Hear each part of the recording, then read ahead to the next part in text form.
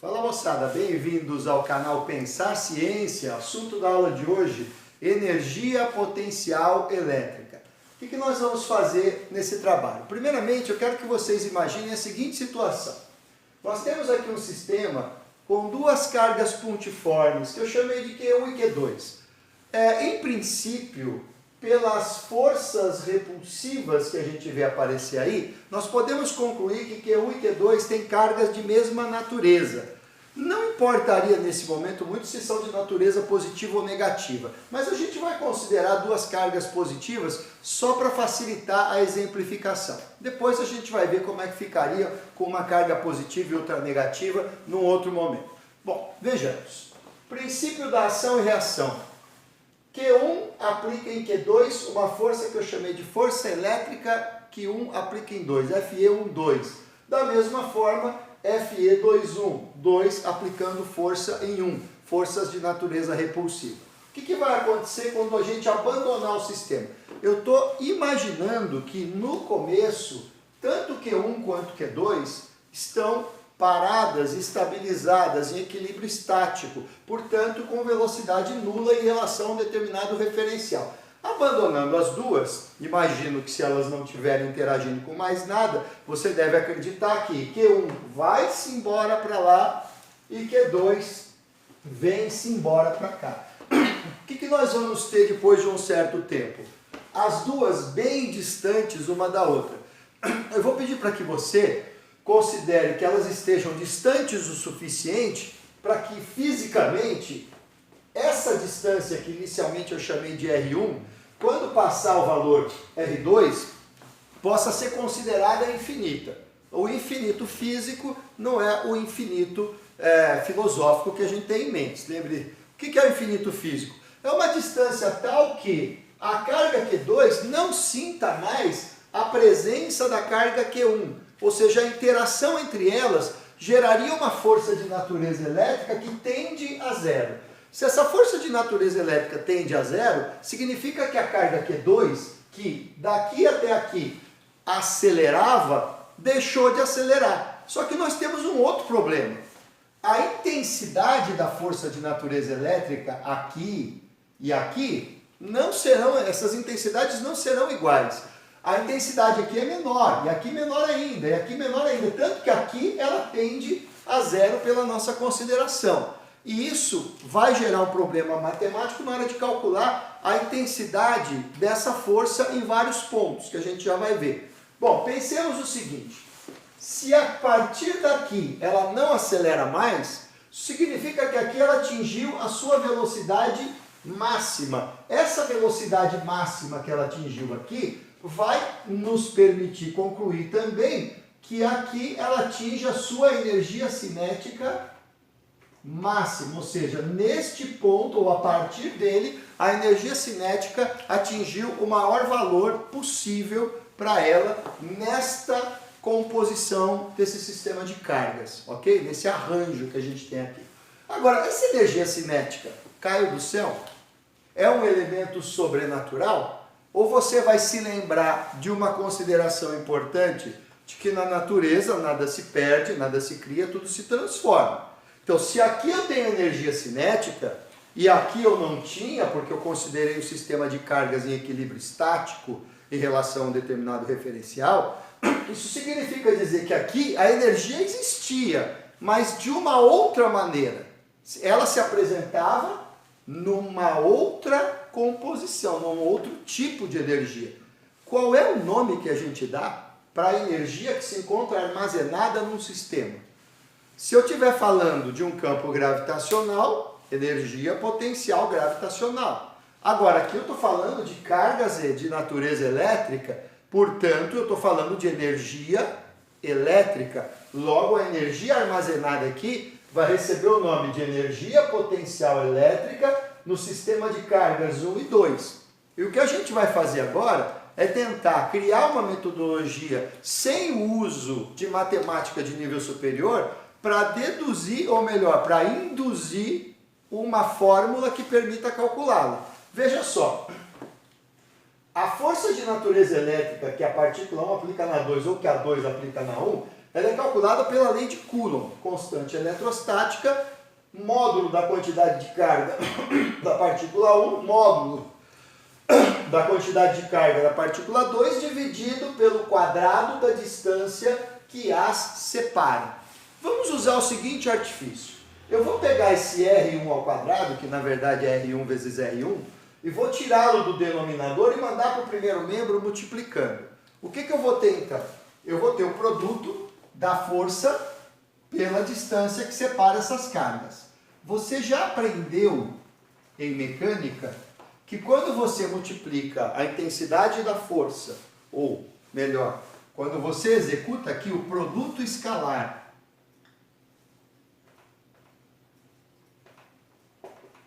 entre o vetor força e o vetor distância que separa as duas cargas, o resultado é outro escalar.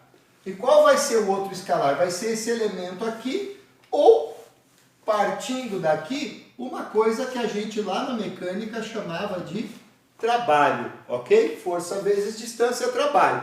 Que maravilha, né? Porque ó, a distância inicial era R1, na medida em que avançou para cá e se tornou o que eu vou chamar de R2, a diferença entre R2 e R1 é este vetor de deslocamento.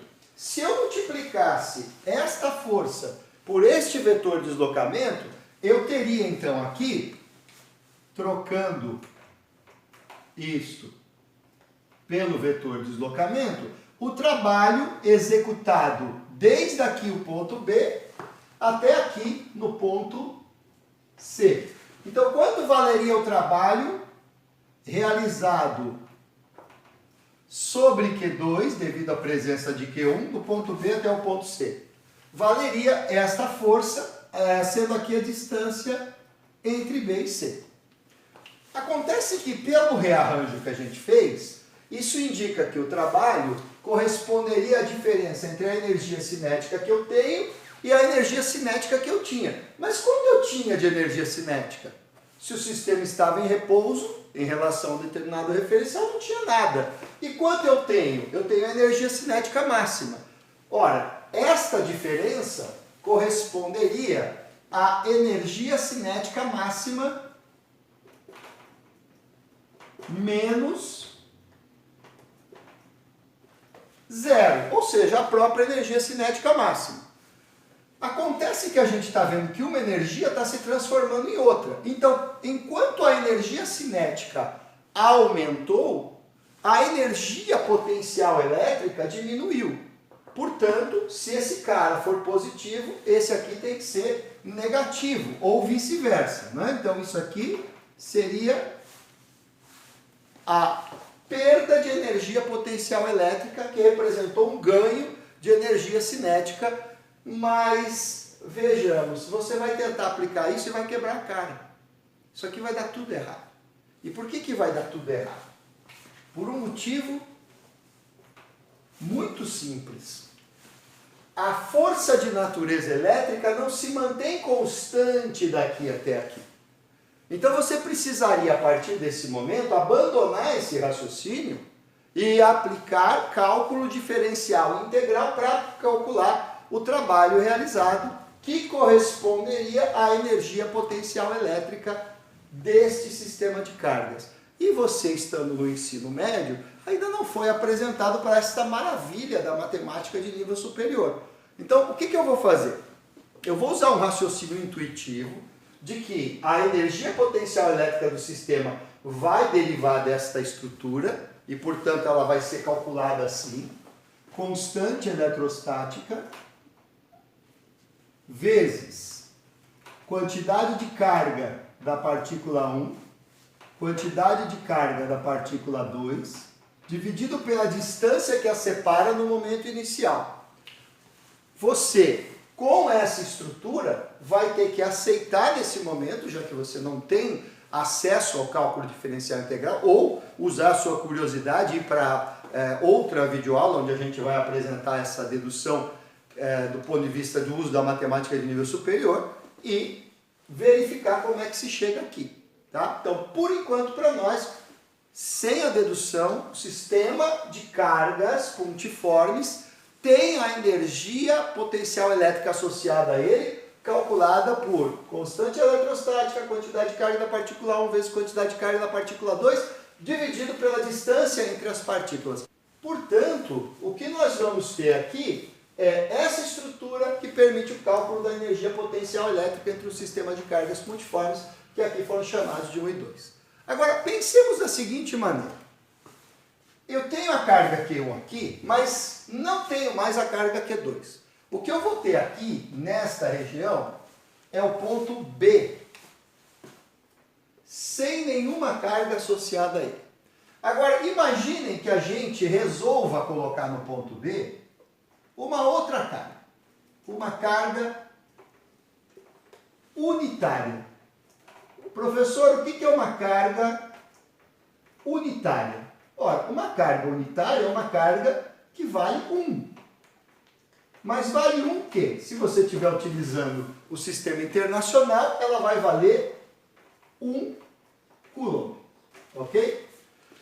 E eu resolvo calcular a energia potencial elétrica associada a esse sistema de cargas. A carga unitária colocada no ponto B e a carga da partícula 1 que já se encontrava no ponto A. Como é que eu faria? Aplicaria a fórmula. Eu faria o seguinte: a energia potencial elétrica desse sistema de cargas seria dada por constante eletrostática, 9 vezes 10 a nona, quantidade de carga da partícula 1, quanto vale? A gente não tinha atribuído valor a ela, então eu vou atribuir aqui ó, agora. 6 microcoulombs. Então, 6 vezes 10 a menos 6, já que micron é milionésimo, então 10 a menos 6, vezes a quantidade de carga da partícula que eu pretendo colocar no ponto B, 1 coulomb, dividido pela distância entre elas. Consideremos que essa distância corresponda a meio metro. Então você teria aqui dividido por meio. Lembra que neste caso não tem quadrado, porque eu tirei o R daqui e mandei para o lado de lá multiplicando, ok? Bom, o que nós temos aqui então? 9 vezes 6, 54.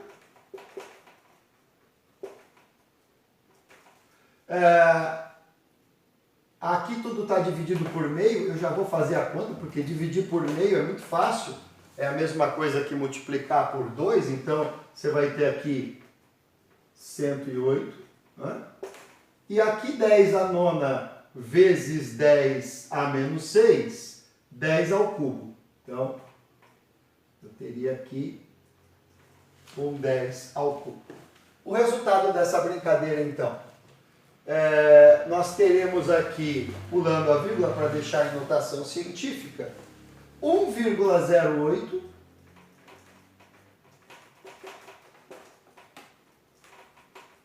vezes 10 a quinta joules. Conclusão, este sistema de cargas nestas condições armazena 1,08 vezes 10 a quinta joules, ou seja, 108.000 joules. E se em vez de ter aqui uma carga unitária, eu resolvesse trocar a carga que eu vou colocar no ponto B por uma carga de 2 coulombs, quanto você acha que eu iria encontrar aqui? Pensa um pouquinho, que valor que você acha que eu iria encontrar aqui? Se você respondeu 2,16, que é exatamente o dobro disso, você acertou. Porque basicamente todo mundo se manteve igual. Quem mudou? Só a carga que vai ser colocada no ponto B. Se ela passou de 1 para 2, a minha energia dobrou. E se eu colocasse aqui uma carga de 8 coulombs? Uma carga 8 vezes maior geraria aqui uma energia potencial elétrica 8 vezes maior, ou seja, 8,64 joules. O que é que essa carga unitária está me indicando? Está me indicando que para cada coulomb que eu colocar aqui, eu vou gerar 1,08 vezes 10 a quinta joules. Ora, então se eu multiplicar este número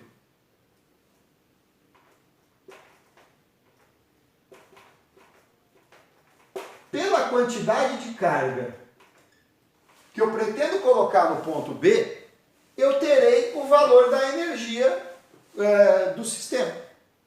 Então esse número aqui, ele tem uma utilidade muito grande para nós, porque ele indica a quantidade de energia por unidade de carga. E na física, isso aqui tem um nome. Pensem um pouquinho. Esse ponto B sem carga nenhuma faz com que o sistema não armazene energia nenhuma. Mas ele tem associado a si um potencial de armazenamento. O potencial de armazenamento de energia vai depender da carga que eu colocar aqui. E ele vale quanto? 1,08 vezes 10 a quinta joules para cada coulomb que eu colocar aqui. Então, é energia por unidade de carga. Daí a gente chamá-lo de potencial elétrico. Ele é simbolizado pela letra V. Como que eu cheguei nesse número aqui? Você está lembrado? K, Q1 sobre R1. Então, como é que eu vou chegar em qualquer valor? Ah, não, professor, tem um aqui. Sim, mas isso vai ser sempre uma carga unitária, porque é por unidade de carga. Então, o potencial elétrico associado ao ponto B, nada mais vai ser do que K vezes Q1 sobre R1, que é a distância que separa a carga 1 do ponto B. Esse é o conceito que a gente atribui a potencial elétrico. E o potencial elétrico vai ser medido, nesse caso, 1,08 vezes 10 a quinta em joules para cada 1 coulomb. Portanto, o que nós vamos ter para a unidade de medida do potencial elétrico vai ser